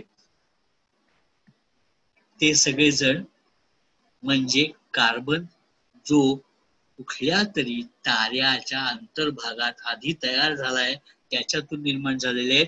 आपण सगळेजण एका ताऱ्याचा अंश आहोत. ओके, आपले पूर्वज कोण? सूर्याच्या आधीचा तारा. आणि मग अतिनव ताऱ्याचा स्फोट होतो. तो स्फोट झाल्यानंतर प्रचंड मोठा स्फोट असतो. आपल्या सूर्याचा प्रकाश जेवढा आहे तेवढा नाही तर आपल्या संपूर्ण गॅलेक्सीचा जेवढा प्रकाश असेल, गॅलेक्सी म्हणतो म्हणजे सूर्याच्या 1700 पट मोठा तारा असेल, त्याचा किती त्याची दीप्ती असेल, असे 200 अब्ज तारे एका गॅलेक्सी मध्ये आहेत. त्या गॅलेक्सीचं जेवढं सगळं मिळून प्रकाश असेल त्याच्या तिप्पट ते चौपट प्रकाश या अतिनव ताऱ्याचा स्फोट जेव्हा होतो तेव्हा होतो. आणि त्याच्यातून या सुपरनोवा मधून अर्थातच काय होतं, त्या ताऱ्याचा मृत्यू होतो. तारा जगतो किती ते सांगितलं, मृत्यू कसा होत सांगितलं. ह्या मृत्यू नंतर काय होतं ते पटकन बघूया. असा काहीतरी प्रचंड ढग निर्माण होतो. त्या ताऱ्याचा जो गाभा असतो ना तो मात्र फुटत नाही. तो खूपच घट्ट असतो, तो आकुंचन पावतो आणि तो छोटासा न्यूट्रॉन स्टार किंवा व्हाईट ड्वार्फ बनतो. न्यूट्रॉन स्टार म्हणजे काय हे एका वेगळंच लेक्चर घेऊन सांगायला लागेल. न्यूट्रॉन स्टार मगाच्या आपल्या वर्गीकरण जे बघितलं त्यात कुठे आलाच नाही तो, हो की नाही. त्याचा रंग कुठला असतो काय काय सांगितलं नाही त्याच्यात. पण न्यूट्रॉन तारा म्हणून तयार होतो तो ह्या ढगाच्या, हा जो ढग आहे ह्या ढगाच्या मध्ये, याला क्रॅब नेब्युला असं म्हणतात. वृषभ राशीमध्ये हा ढग आहे. हा आपल्याला दुर्बिणीत पाहता येतो बरं का. याच्या आतमध्ये न्यूट्रॉन तारा आहे. ओके, किंवा असा पण ढग असतो, याला रिंग नेब्युला असं म्हणतात. हर्क्युलस म्हणून एक तारका समूह आहे त्याच्यात हा आहे. आणि हा मध्ये दिसतोय ना, हा काही तारा नाहीये, हा दुसराच एक तारा आहे. तो जरी मध्ये दिसत असला तरी ह्या ढगाच्या मागे असलेला तो तारा आहे. याचं कारण ह्याच्यात असलेला न्यूट्रॉन स्टार दिसणार नाही एवढा लहान असतो, आपल्या इथून दिसणार नाही एवढा लहान असतो. कारण हा रिंग नेब्युला आपल्यापासून साधारणतः 1000 प्रकाश वर्ष लांब आहे.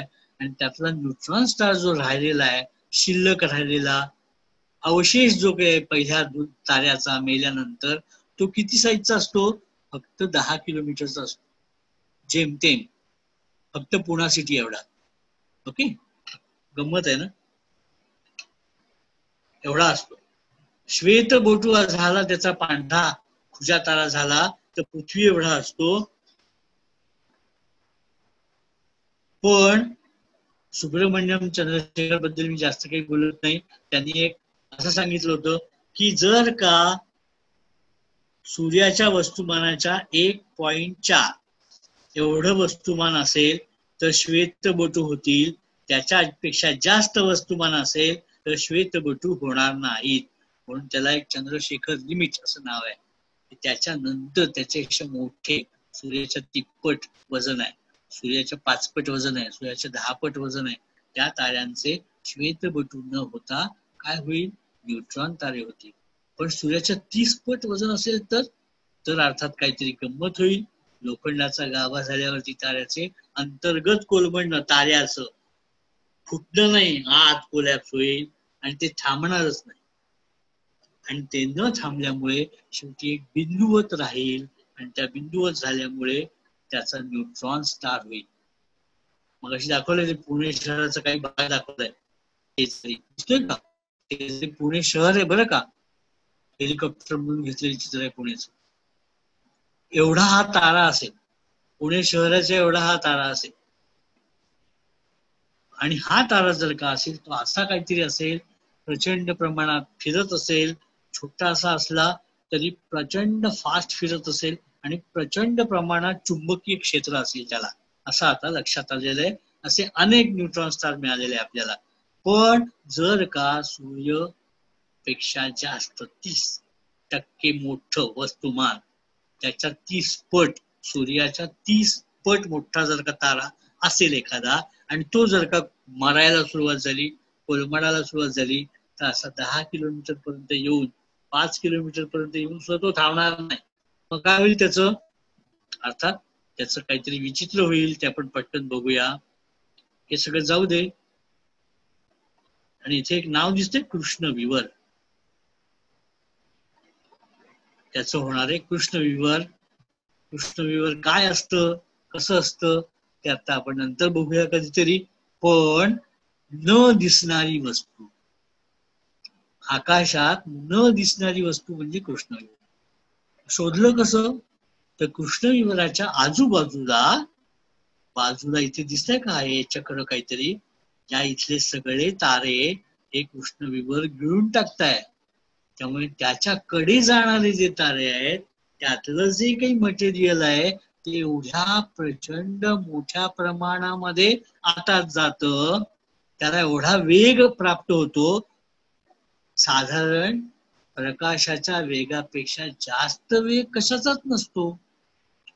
मग पण गुरुत्वाकर्षण त्याच्यापेक्षा जास्त असतं ना झालेलं कृष्णविवराचं, त्यामुळे प्रकाशच जात नाही बाहेर, म्हणून कृष्णविवर काळं दिसतं. पण त्याच्याकडे निघालेल्या वस्तू आहेत ते मात्र अतिशय वेगाने जात असल्यामुळे त्याच्यातून क्षकिरण बाहेर पडतात, ते आपल्याला दिसतात, म्हणून कृष्णविवर तिथे आहे असं आपल्याला लक्षात येतं. ठीक आहे, असं काहीतरी कृष्णविवर दिसायला लागतं. सगळीकडनं आत काहीतरी चाललाय आणि आतमध्ये तो मोठा गोळा आहे ना, तो मात्र काळा दिसतो, त्याच्यात काहीही दिसत नाही, आजूबाजूचं फक्त दिसत राहतं. आता आपल्या आकाशगंगेच्या सारख्या अनेक ज्या आकाशगंगा आहेत, त्या अनेक आकाशगंगांच्या प्रत्येक मध्यामध्ये, प्रत्येक केंद्रबिंदूमध्ये अशी अनेक कृष्णविवर सापडलेली आहेत, जी आपल्या आकाशगंगेच्या मध्ये पण कृष्णविवर आहे त्यांच्यासारखीच आहे. एक पटकन गंमत बघूया. इथे दिसतंय का, धनु असं लिहिलंय. ह्या इथे कुठेतरी न दिसणारं कृष्णविवर आहे. पण हे आपल्याला का कळलं आहे असं? तर गंमत अशी की आपण जर का असं फोटो काढले त्याचे, तर फोटो काढल्यानंतर काही हालचाल दिसते का तुम्हाला? तिथे जे काही केंद्रबिंदू आहे, वरती आकडे येत आहेत 2010 पर्यंत. 1995 पासून फोटो काढायला सुरुवात झाली. प्रत्येक फोटो काढताना तो तारा आपली जागा बदलताना दिसतोय आणि तो कुठल्या तरी एका न दिसणाऱ्या वस्तूभोवती फिरताना दिसतोय. आणि ती न दिसणारी वस्तू मध्यभागी आपण तारा तयार करून दाखवलाय तिथे, त्या ताऱ्याभोवती फिरते, हे मात्र आता लक्षात आलंय. त्यामुळे आपल्या आकाशगंगेच्या मध्यामध्ये, केंद्रामध्ये एक प्रचंड मोठं असं अर्थातच कृष्णविवर आहे. आणि कृष्णविवर हा ह्या सगळ्या ताऱ्यांचा एंड, द एंड आहे. मृत्यू झाला की काय होणार आहे? मोठ्या ताऱ्यांचा होणार आहे कृष्णविवर, त्याच्यापेक्षा धाकट्या ताऱ्यांचा होणार आहे न्यूट्रॉन तारे, त्याच्यापेक्षा धाकट्या ताऱ्यांचा होणार आहे व्हाईट ड्वार्फ किंवा पांढरे श्वेतबटू. पांढरा श्वेतबटू हळूहळू त्याच्यातली उष्णता नष्ट होऊन शेवटी तो हळूहळू काळा करडा आधी मग काळा पडत जाणार आहे आणि मग तो दिसेनासा होणार आहे. त्यामुळे तारा म्हणून तो शिल्लक राहणार नाही. आणि न्यूट्रॉन तारा एवढा लहान आहे, तो स्वतःभोवती बिचारा फिरत राहील, पण त्याच्यातून प्रकाश बाहेर पडत नसल्यामुळे पण रेडिओ वेव्हज बाहेर पडतात, त्यामुळे रेडिओ वेव्हज वरून तो आपल्याला दिसू शकतो. त्यामुळे अशा तऱ्हेने ताऱ्यांचं सगळं जीवनचक्र जर का पाहिलं तर असं आहे. मला वाटतं मी आता हा स्लाइड शो थांबवतो. ओके, एका छोट्याशा दृष्टिक्षेपात सगळे तारे, मोठा तारा तयार झाला, त्याचं ब्लॅक होल झालं, थोड्या दिवसात झालं. त्याच्या लहान तारा काही दिवसामध्ये त्याचा स्फोट झाला, त्याच्या भोवती ढग निर्माण झाला, मग त्याचं ब्लॅक होल झालं. त्याच्यापेक्षा ढग आहे लहान, त्या ढगातून निळ्या रंगाचा तारा झाला, मग तो मोठा झाला, पिवळा झाला, मग तो चमकायला लागला, मग तो फुटला, त्याच्यातून न्यूट्रॉन स्टार झाला. आपल्यापेक्षा थोडा मोठा, तो बरेच दिवस टिकला, त्याच्यातून रिंग नेब्युला सारखं तयार झालं, प्लॅनेटरी नेब्युला तयार झाला, त्याच्यातून व्हाईट ड्वार्फ झाला आणि नंतर तोही फुटला. व्हाईट ड्वार्फ काळा पडून सगळा त्याचा परत गॅस झाला. आपल्या सूर्यासारखा तारा आहे हा रेड ड्वार्फ आहे, तो कित्येक वर्ष टिकला. हा आपला सूर्य आहे, त्या सूर्यासारखा पण छोटा, हा कित्येक वर्ष टिकला, त्याचा परत व्हाईट ड्वार्फ झाला, तो मात्र बरेच दिवस टिकला. आणि लहान तारा असेल तर तो मात्र आहे तसाच टिकला, आहे तसाच टिकला. त्याचा लालपणा गेला, करडा झाला, मग काळा झाला, मग दिसेनासा झाला, पण तो वायूचा गोळा तसाच राहिला. या अशा तऱ्हेचा हा सगळा आपला प्रकार आहे. ओके, मला वाटतं मी आता इथे थांबतो आणि मग तुम्हाला जर का काही प्रश्न असतील ना तर नक्की विचारा. ठीक आहे, थांबू? मला असं वाटतं मी थांबतो इथे. ओके आनंद सर, खूप छान माहिती दिली. सर हा, तुम्ही बोललात ते हरकत नाही. बोलतोय. आनंद सर, तुम्ही खूप छान माहिती दिलीत आणि फेसबुकवर तितकेच लाईक्स पण आलेले आहेत. बऱ्याच जण, जवळपास आता 110-120 लोक हे फेसबुक पाहत आहेत आणि त्याच्या बऱ्याच जणांनी हे सगळं आवडल्याचं सांगितलंय. काही प्रश्न पण आहेत. एक साधा अगदी सोपा प्रश्न आहे जो प्रत्येकाच्या मनात असतो. जेव्हा आपण रात्री आकाशाच्या खाली उभे असतो आणि आकाशाकडे बघतो, तेव्हा मी ज्या बघतोय हा नेमका तारा आहे का ग्रह आहे, मी कसं ओळखायचं? कारण दिसताना इतकं सगळं दिसतं. हो, एकाच वेळेस सगळं दिसतं, त्यामुळे तारा आहे की ग्रह आहे कसं ओळखायचं? एका दृष्टिक्षेपात पटकन बघून कळणार नाहीये. पण गंमत अशी आहे की तारा चमकतो, तारा चकाकतो, चमचम करतो. त्याचं कारण काय? तारा खूप लांब आहे ना आपल्यापासून. सूर्य सुद्धा लांब आहे, पण सूर्यापेक्षा जो जवळ दुसरा तारा आहे, म्हणजे आपण जर का मित्र तारा बघितला, म्हणजे ज्याला अल्फा सेंटॉरी म्हणतो, तो जर का आपण बघितला आकाशामध्ये तर आपल्याला तो स्थिर दिसत नाही, त्याचा रंग बदलताना दिसतो. खरं तर तो तारा रंग बदलत नसतो बरं का. तारा काही रंग बदलत नाही, पण वातावरणातून त्याचा प्रकाश जेव्हा आपल्याकडे, आपल्या डोळ्यांपर्यंत येत असतो, तेव्हा आपल्या वातावरणामध्ये हवेमध्ये घनता कमी जास्त असते आणि त्या कमी जास्त घनतेमुळे त्या ताऱ्याचा प्रकाश सरळ रेषेत येत नाही. तो असा असा असा असा डोलत डोलत येतो आणि तो डोलत डोलत आल्यामुळे प्रत्येक वेळेला डोळ्याच्या आपल्या ह्या जे काही आपलं बुबुळ आहे, त्या बुबुळाच्या एकाच ठिकाणी तो ताऱ्याचा प्रकाश पडत नाही, तो हलत हलत पडतो, म्हणून आपल्याला तारा हलताना वाटतो. खरं तर प्रकाश हलतो आपल्या डोळ्यात जाणार.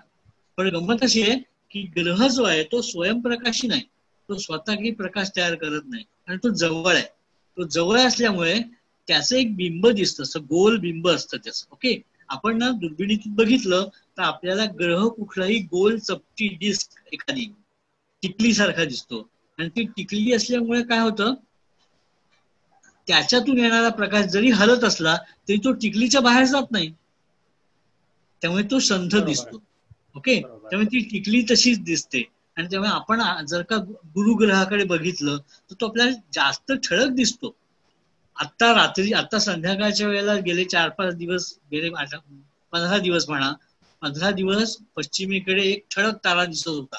सगळेजण तारा म्हणतात, पण तो ठळक तारा नव्हता, तर तो शुक्र ग्रह होता. आता तो खूप मावळतीला गेलाय, खूप खालती गेलेला आहे. पण वरती होता तेव्हा खूप ठळक दिसत होता. आता काही दिवसांनी तो पूर्वेकडे उगवेल. ओके, आता तो पश्चिमेकडे होता, काही दिवसांनी तो सकाळी पूर्वेकडे दिसायला लागेल, पण तो खूप ठळक दिसतो. म्हणून त्याला लोक, माहिती ना, शुक्र तारा मंद वारा, आपण तो तारा नाहीये. ओके, पण गंमत अशी होते की अशी चूक होते, पण ते ग्रह आहेत हे लक्षात घ्यायला पाहिजे. पण शनी मात्र चमकताना कधीच दिसत नाही. एक तर तो खूप लांब आहे, त्याच्यावरचे प्रकाश परावर्तित होऊन यायला खूप वेळ लागतो, त्यामुळे शनी अगदी थंड दिसतो. गुरु थंड दिसतो, पण गुरु ठळक दिसतो. पण मंगळ चांगला लालसर दिसतो. असे निर्णय ग्रह आहेत. हे एक लक्षात घ्यायचं. चमचम करतोय का? नाही ना, बहुतेक ग्रह. आणि दुसरी गोष्ट अशी की कुठेतरी उत्तरेला, दक्षिणेला असे ग्रह नसतातच. ग्रह नेहमी आपण उभं राहिलो की जर का पूर्व दिशा कुठली ती बघायची, पूर्व आणि पश्चिम अशी सरळ डोक्यावरती लाईन काढायची, पुढपासून मागपर्यंत. ओके, ह्या रेषेत असणारे जे असतील ना तेच फक्त ग्रह, बाकीचे सगळे तारे. त्याच्यामुळे ग्रह त्यांची सूर्याभोवती फिरण्याची जी काही जागा आहे ती सोडून इकडे तिकडे जात नाहीत, नाही का? त्यामुळे ते एकाच ठिकाणी राहतात, पूर्व पश्चिमच हिंडत राहतात. सर, अजून एक प्रश्न आहे. खरं तर मला असं वाटतं हा प्रश्न पेपरमध्ये ज्या बऱ्याच वेळा बातम्या येतात की एखादा तारा पृथ्वी जवळून जाणार आहे किंवा एखादी उल्का पृथ्वी जवळून जाणार आहे, अशा संदर्भाने आपल्या मनात उगाचच भय निर्माण होतं. तर एक प्रश्न असा आहे की समजा आली पृथ्वीच्या वातावरणात किंवा एखादा तारा येऊ शकणार नाही माहिती नाही, पण एखादी उल्का, तर नेमकं काय होतं? तारा तर येऊ शकणार नाहीये, कारण तारा एवढ्या लांब आहे की तो येईपर्यंत खूप वेळ लागेल. दुसरी गोष्ट, सूर्याच्या गुरुत्वाकर्षणामुळे त्याचं काय होईल सांगता येत नाही. पण आपल्याला जे काही असे निरनिराळ्या गोष्टी येतात, म्हणतात त्याला उल्का म्हणतो आपण किंवा अशनी म्हणतो.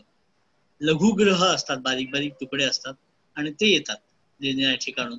ते आपल्याच सूर्यमालेमध्ये, ग्रहमालेमध्येच आहेत ते, आणि ते ग्रहमालेमध्ये फिरत असतात आणि ते फिरता फिरता जवळ येतात.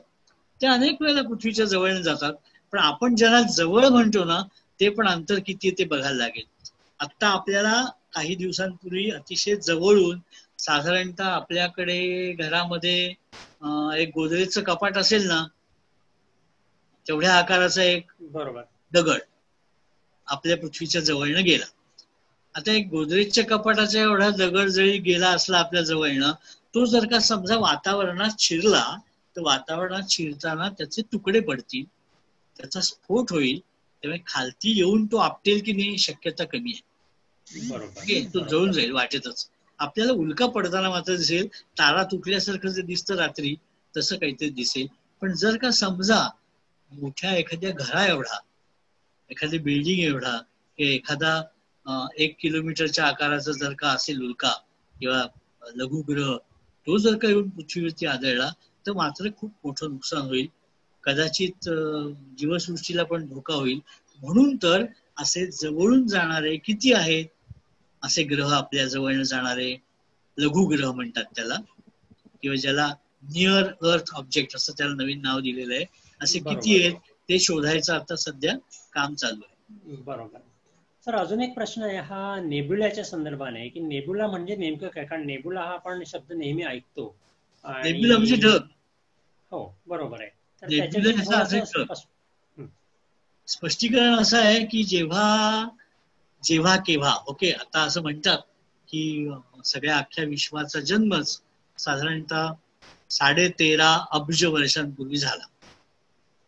ओके, तर ती 13.5 अब्ज वर्षांपूर्वी जेव्हा काही झालं असेल तेव्हा एखाद्या बारीकशा कणामधून जे काय होतं ते फुटलं आणि मोठं झालं, आणि एका सेकंदाचा -33वा भाग एवढ्या छोट्या अवधीमध्ये ते पटकन मोठं झालं. आणि ते मोठं झालं, ती किती मोठं झालं तर ते न दिसणाऱ्या कणापासून साधारणतः मोसंबी एवढं मोठं झालं. छोटस आहे, म्हणजे आपल्याला ते छोटस वाटतं, पण मोठा होण्याचा जो काही वेग आहे तो वेग एवढ्या छोट्या काळामध्ये ते एवढं मोठं झालं. पण ते एवढं मोठं होतानाच त्याच्यामध्ये निर्णया ठिकाणी निर्णयी घनता निर्माण झाली आणि मग ते मोठं मोठं होत चाललंय. आणि अजूनही आपलं सगळं विश्व जे आहे ते प्रसरण पावत आहे. ते प्रसरण पावत असताना एक प्रोटॉन आणि एक न्यूट्रॉन जेव्हा जवळ आले एकमेकाच्या आणि एकमेकाच्या भोवती फिरायला लागले, त्याच्यातून अणू निर्माण झाले. बरोबर. ते अणू एकमेकांवर जवळ येऊन त्याचे ढग तयार झाले. हे जे काही ढग झाले त्याला आपण एच म्हणजे हायड्रोजनचे ढग असं म्हणतो. तर ते निर्मितीच्या काळातच हायड्रोजनचे आणि काही प्रमाणात हिलियमचे पण झाले. तर हायड्रोजन आणि हिलियम हे सगळ्यात जास्तीत जास्त विश्वात असणारे दोन आपल्याला घटक दिसतात. ओके, हे जे काही घटक आहेत हे सगळीकडे त्या विश्वामध्ये निरनिराळ्या ठिकाणी गॅसच्या स्वरूपात आहेत. काही काही दिसतात, काही काही दिसत नाही. काही ताऱ्यांमुळे जेव्हा ते उष्ण बनतात त्याच्यातून प्रकाश येतो, त्यामुळे त्याला तेजोमेघ असं म्हणतो. त्यामुळे काही तारे त्याच्यामध्ये असतात. ढगामध्ये तारा आहे तर त्यामुळे तो ढग उजळतो. काही ठिकाणी ढगाच्या म्हणजे मागच्या बाजूला तारा आहे आणि त्या ढगातून त्याचा प्रकाश येतो म्हणून तो उजळतो. काही ठिकाणी ताऱ्याच्या मागे ढग असतो. काही वेळेला अख्खा ढग आहे तो ताऱ्याच्या भोवती असतो. अशा निरनिराळ्या प्रकारांचे ढग असल्यामुळे ते ढग आपल्याला दिसतात. त्याला आपण नेब्युला म्हणतो. साधारणतः 4 प्रकारचे ढग आपण निरनिराळ्या त्याच्यात करतो. एक म्हणजे काळे ढग, की ज्याच्यात सगळा प्रकाश शोषला जातो, त्यामुळे पलीकडचं काही दिसतच नाही, पण ढग आहे हे लक्षात येतं. ओके, त्याला शोषण म्हणतो आपण, शोषण करणारे ढग. काही ढग आहेत ते प्रकाश बाहेर टाकतात. ओके, काही आहेत ते परावर्तित करतात आणि काही आहेत ते मात्र मध्यम असतात. अशा निरनिराळ्या प्रकारचे आकाशात नेब्युला दिसतात. आणि काही दिसतात ते म्हणजे पहिल्यांदा तारा होता तो फुटला आणि तो फुटल्यामुळे त्याचं जे काही वस्तुमान आहे ते जे काही विखरलं गेलं आणि आपण बघितलंय रिंग नेब्युला किंवा क्रॅब नेब्युला. असे जे काही बाहेर वस्तुमान टाकून जे काही तयार झाले ढग त्याला प्लॅनेटरी नेब्युला असं म्हणतात, ग्रहीय नेब्युला असं म्हणतात. आतमध्ये एक तारा असतो, बाजूने अख्खा ढग असतो आणि असे. तर असे 4 निरनिराळ्या प्रकारचे ढग असतात, त्याला आपण नेब्युला असं म्हणतो. सर, अजून एक प्रश्न आहे जो मला असं वाटतं गेल्या 1-2 वर्षामध्ये कृष्ण विवराच्या संदर्भाने माहिती आली होती आणि त्या संदर्भात हा प्रश्न आहे की पृथ्वीला सगळ्यात जवळचं किंवा आपल्या सूर्यमालेला सगळ्यात जवळचं कृष्ण विवर कुठलं आहे किंवा ते किती दूर आहे आपल्यापासून? आपल्याला सध्या कुठलं आहे म्हणण्यापेक्षा आता एक मिनिट, माझ्याकडे इथे आत्ताच मी नोंद केलेली आहे की आपल्याला सगळ्यात जवळचं जे कृष्णविवर सापडलेलं आहे ते फक्त 3000 प्रकाश वर्ष लांब आहे. म्हणजे आपल्याच आकाशगंगेत आहे. आणि 3000 प्रकाश वर्ष म्हणजे फार लांब नाही. बरोबर. ओके, 3000 प्रकाश वर्षावरती आपल्याला कृष्णविवर सापडलेलं आहे. छोटस आहे. आपल्या दीर्घिकेच्या, आपण आकाशगंगा म्हणतो किंवा दीर्घिका म्हणतो, त्याच्या केंद्रामध्ये जे काय आहे ते मगाशी मी तुम्हाला दाखवलं, ते प्रचंड मोठं आहे, जे सूर्याच्या वस्तुमानाच्या काही लाख पट मोठं आहे ते. बरोबर. परंतु हे मात्र छोटं आहे. आणि दुसरं आहे ते साधारणतः 3500 ज्याला आपण म्हणतो प्रकाश वर्ष, त्यापेक्षा थोडस लांब असं आहे. त्याला सिग्नस X1 म्हणून आपल्याला जे पहिलं प्रकाश वर्षाच्या दृष्टिकोनाने पहिलं जे मिळालं होतं ते. सिग्नस म्हणजे हंस तारका समूह. हंस तारका समूहामध्ये एक तारा आहे, मोठा तारा आहे, पृथ्वी आपल्या सूर्याच्या पेक्षा मोठा तारा आहे.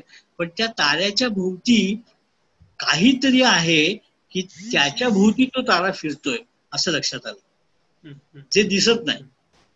मग ते दिसत नाही ते काय, आणि त्या ताऱ्याकडनं बरचसं ताऱ्याचं वस्तुमान तो खेचून घेतोय स्वतःकडे, आणि त्याची एक डिस्क तयार होते त्या वस्तुमानाची. त्या कुठल्या तरी एका बिंदूभोवती डिस्क तयार होते. म्हणजे वस्तुमान कोणाचं जास्त आहे, न दिसणाऱ्या ताऱ्याचं. मग तो तारा म्हणजे ते कृष्णविवर आहे. अशी आपल्याला कृष्णविवर साधारणतः आतापर्यंत आपल्याच आकाशगंगेमध्ये 200 ते 212 212 कृष्णविवर आपल्याला सापडलेली आहेत, म्हणजे नक्की माहिती आहे इथे आहे असं. अजून एक प्रश्न असा आहे जो खरं तर आताचे प्रश्न हे सगळे सर्वसामान्य कुतूहल आणि शंकांसारखे येत आहेत. की आपल्या नेहमी प्रश्न पडत असतात, पण नाही तसं अर्थाने नाही की आपण नेहमी प्रश्न पडत असतात पण त्याचं उत्तरच सापडत नाही. अशा प्रकारचे जे प्रश्न असतात खूप साधे वाटतात, द्यायला कोण नसतो कधी कधी. एक प्रश्न खूप छान आहे. समजा असं म्हणतात की चंद्र जर पृथ्वीपासून वेगळा झालेला आहे तर मग तिथे पृथ्वीसारखं वातावरण का नाहीये? खरं तर हा नेहमी पडणारा प्रश्न आहे, पण त्याचा हा एक फंडामेंटल प्रश्न आहे.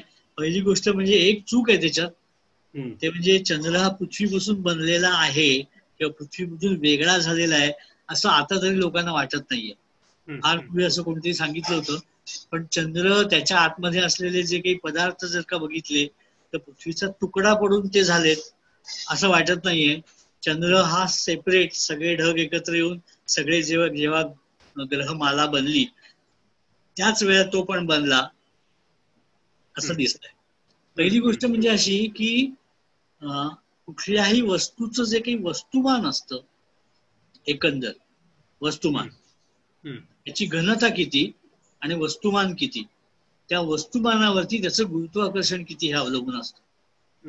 आता पृथ्वीचं जे काही घनता आणि वस्तुमान आहे, पृथ्वीची घनता असेल ती साधारणतः 5.5 वगैरे आहे. ओके, म्हणजे लोखंड जसं असतं ना घट्ट, लोखंडाचं वस्तुमान आपण जर का धरलं तर ते, किंवा दगड आहे त्या दगडाचं वस्तुमान एखाद्या धरलं तर ते 5.5 वगैरे असतं. तर तसंच अख्ख्या पृथ्वीचं वस्तुमान आहे. तर हे वस्तुमान पृथ्वीचं तेवढं घनता आहे आणि आपण त्याला एक गुरुत्व म्हणतो, कारण आपण पृथ्वीवरती राहतो म्हणून. बरोबर. ओके, म्हणून आपण त्याला एक गुरुत्व म्हणतो. तर पृथ्वीचं वस्तुमान जर का सगळं धरलं तर त्याच्या तुलनेत चंद्राचं वस्तुमान बघायचं झालं तर चंद्र आकाराने लहान आहे. बरोबर. आणि गंमत अशी आहे की पृथ्वीपेक्षा हलका आहे. हलका म्हणजे त्यातले जे काही कण असतील त्याच्यात अल्युमिनियम जास्त आहे, आणि अल्युमिनियम हे लोखंडापेक्षा नक्कीच हलका आहे. ओके, बरोबर बरोबर. तर गंमत अशी होते की पृथ्वीचं जर का बघितलं वस्तुमान किती आहे तर पृथ्वीच्या वस्तुमानाचे एकंदर पृथ्वी जर का आपण एक धरली, पृथ्वीचं वस्तुमान एक आहे असं धरलं तर 1/81, 1/81 एवढं कमी वस्तुमान चंद्राचं आहे. त्यामुळे चंद्रामध्ये वातावरण पकडून ठेवण्यासाठी तेवढी ताकदच नाही. वातावरण म्हणजे काय आहे? कणकण आहेत ना निरनिराळे, वायूचे कण आहेत.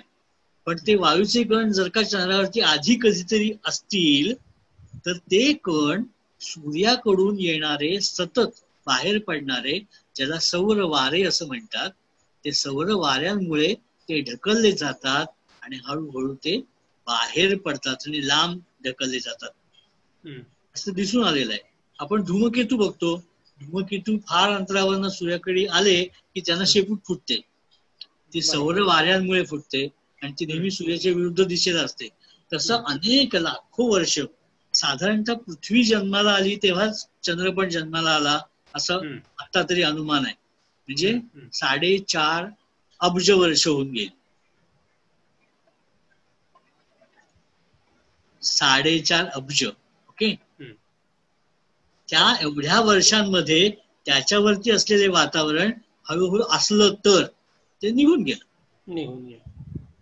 त्यामुळे आत्ता जर का त्याच्यावरती वातावरण असेल तर ते कसं असेल, तर सूर्याकडनं येणाऱ्या उष्णतेमुळे त्याच्या जमिनीवरती पडणारे जे काही किरण आहेत आणि बाकीचे जे काही कॉस्मिक किरण त्याच्यावरती पडणारे असतील, त्यामुळे जर का तिथे काही वायू निर्माण होत असेल तर त्याला एक्झॉस्फिअर असं म्हणतात. अतिशय फार कमी प्रमाणात तिथे काही वायूचे कण तयार झाले तर ते कळावेत म्हणून आपलं जे चांद्रयान त्याच्यावरती उतरणार होतं, पाठवलं होतं आपण, ते नीट उतरलं नाही, पडलं बिचारं. पण ते जर का नीट उतरलं असतं तर आपण त्याच्यावरती अशी एक उपकरणं पाठवली होती की चंद्रावरती असे अगदी जमिनी लगतच राहणारे काही वायू आहेत का, असतील तर कुठले आहेत, आणि ते तयार होत आहेत तर ते कशामुळे तयार होत आहेत, किंवा चंद्राचं आत काय असेल. हे आपल्याला कळेल. अशा तऱ्हेची बरीचशी माहिती आपण हळूहळू मिळवतोय. सगळं एकदम मिळणं कठीण आहे, माहिती मिळणं कठीण आहे. त्यामुळे काही अंदाज आहेत, काही प्रत्यक्ष माहिती आहे. असं सगळं विज्ञान हळूहळू पुढे जात असतं. तर तुम्ही या निमित्ताने वेळ दिला त्याच्याबद्दल धन्यवाद. आणि सरांची पुस्तकं मनोविकास मध्ये उपलब्ध आहेत. 22 पुस्तकं आतापर्यंत प्रसिद्ध झाली आहेत, तीही तुम्ही मनोविकास मधून घेऊ शकता. धन्यवाद सर. धन्यवाद. नमस्कार.